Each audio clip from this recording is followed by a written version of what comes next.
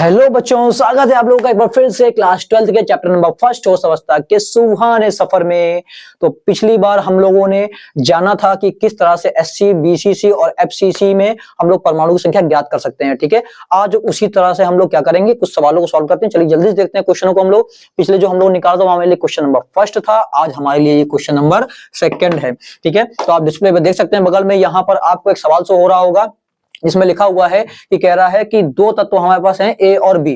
ठीक है, इनसे मिलकर एक घन बना हुआ है।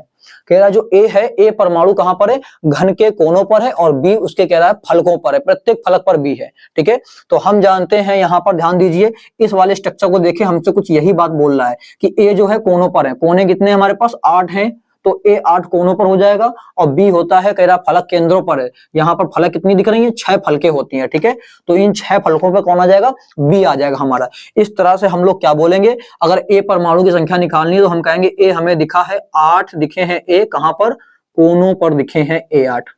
ठीक है, आपको अगर प्रॉब्लम हो तो यहाँ पर लिख लीजिए कि ये कोनों पर जहां जहां कोने हैं वहां पर ए लिख दीजिए हर जगह पर। ठीक है, क्या लिख सकते हैं, हर जगह पर ए लिख लीजिए इस तरह से, तो आपको क्या हो जाएगा, क्लियर हो जाएगा। ठीक है, कि यहाँ पर कितने कोने हैं, ध्यान से देखिए, 1 2 3 4 5 6 7 8। ठीक है, इसी तरह से फलकों पर क्या लिख सकते हैं, बी लिख के सॉल्व कर सकते हैं फलकों पर। तो आपको क्या दिख जाएगा कि कितनी फलक हैं, गिन लीजिए कितने बी हैं, 1 2 3 4 5 6, 6 बी हैं। ठीक है, तो ए हमें दिखे 8 कोनों पर, तो यहाँ पर लिख लिया 8, और कोनों पर अगले कितना इस्तेमाल करते हैं, पहले बता चुके हैं आपको, कोनों पर जहां लिखा वहां पर 1/8 लिख देंगे, सॉल्व करेंगे आएगा 1। ठीक है, बी आपको कितने दिखे, 6 दिखे, कहां दिखे, बी आपको 6 दिखे हैं फलक केंद्रों पर, केंद्रों पर। ठीक है, तो इसको 6 लिख देंगे, और फलक केंद्रों के लिए क्या इस्तेमाल करते हैं, फलक पर के लिए 1/2, तो यहाँ पर लिख लिया 1/2, सॉल्व करेंगे कितना आएगा, 3। ठीक है, इस तरह से हमारे पास में अगर हम देखें तो ए रेशियो बी हमको क्या मिल रहा है, तो ए की वैल्यू हमको कितनी मिली है 1, और बी की कितनी मिली है 3, लिख दिया। तो इस तरह से हमारे पास में यौगिक का अणु सूत्र क्या आएगा, यौगिक का अणु सूत्र निकल के आएगा हमारे पास में, ए का है 1, बी के अणु आए हैं या परमाणु आए हैं 3, तो लिख दिया A1B3, या फिर आप इसको लिख दीजिए, ए का 1 लिखने का कोई मतलब नहीं है नीचे, तो हम लिख देते हैं AB3।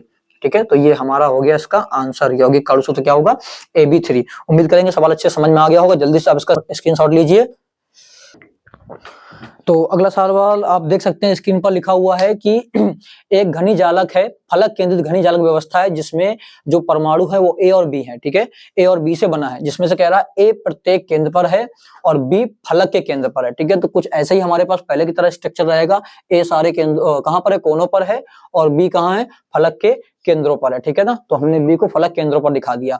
अब हमसे कह रहा है कि अगर ऐसा हो जाए कि जो ए है वो अपनी स्थिति से हट जाए, एक ए अपने कोने पर स्थिति से हट जाए, तो पूछ रहा यौगिक का सूत्र बताइए। तो जरा बताइए, अगर एक ए हमने हटा दिया तो अब हमको कोने पर कितने ए मिल रहे हैं, हमें मिले टोटल, ये 8 होते हैं, 8 में से एक हट गया, कितने बचे 7, तो हमें ए कितने मिले हैं, हमें ए मिले हैं 7, वो भी कहां पर, कोनों पर। ठीक है, अब यहां लिख लिया हमने 7, और कोनों पर अगली कितना लिखते हैं, 1/8, तो ये वैल्यू कितनी आ गई, 7/8, ए का मान आ गया। ठीक है, अभी तो वही ये कह रहा 6 हैं, फलक केंद्रों पर हैं। ठीक है, तो 6 और फलक केंद्रों के लिए लिखेंगे 1/2, तो सॉल्व हो के आया ये 3।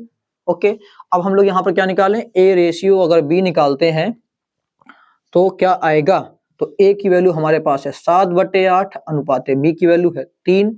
ओके, इसको सॉल्व कर लें तो आपको पता है कि यहाँ पर क्या करेंगे, बटे में 1 मान लीजिए, अब इसका क्या करते, तिर्रा गुणा करा देते, तो 7 1 कम 7 और 8 3 24, तो हमारे पास ए रेशियो बी नया क्या आएगा, 7/24, यानी कि ए की वैल्यू 7 है और बी की 24 है।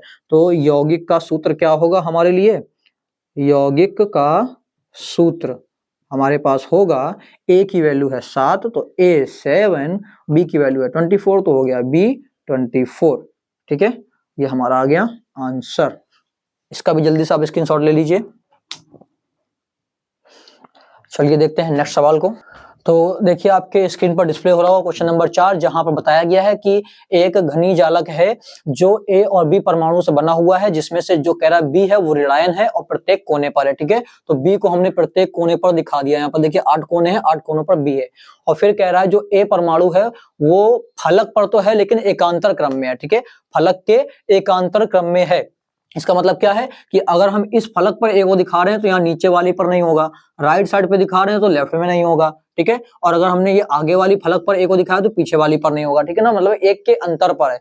इस तरह से हमको कितने मिलेंगे, 6 फलकों में से केवल 3 फलक पर ही परमाणु देखने को मिलेंगे। फिर कह रहा है यौगिक का सूत्र बताइए, तो चलिए देखते हैं हम लोग। ए परमाणु की संख्या हमें कितनी मिली है, केवल 3 मिल रही है, वो भी कहां पर, फलक केंद्रों पर, ठीक है। फलक केंद्रों पर हमको मिल रही है ए परमाणु की संख्या, ठीक है।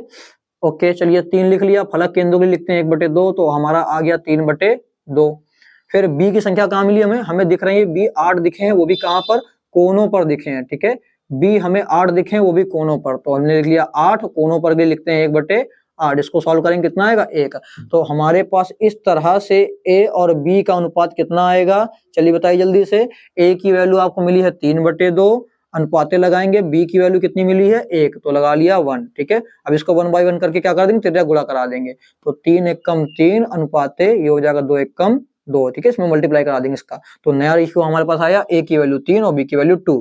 तो यौगिक का सूत्र क्या हो जाएगा, यौगिक का सूत्र हमारा हो जाएगा, ए की वैल्यू 3 है, बी की वैल्यू 2 है, तो हो गया A3B2। उम्मीद करेंगे आपको ये भी सवाल समझ में आ गया होगा। जल्दी से आप इसका स्क्रीनशॉट ले लीजिए। तो आप लोगों ने स्क्रीनशॉट ले लिया होगा। अगर आपको न्यूमेरिकल सारे इसके अच्छे से समझ में आ गए हों तो ज्यादा से ज्यादा इस वीडियो को क्या करिए, अपने दोस्तों के साथ में शेयर कीजिए, ताकि वो भी हमारी केमिस्ट्री को बहुत ही आसानी से इजी तरीके से सीख सकें। और इसी तरह की धमाकेदार वीडियो के लिए बने रहिए हमारे साथ में। मिलते हैं नेक्स्ट वीडियो में।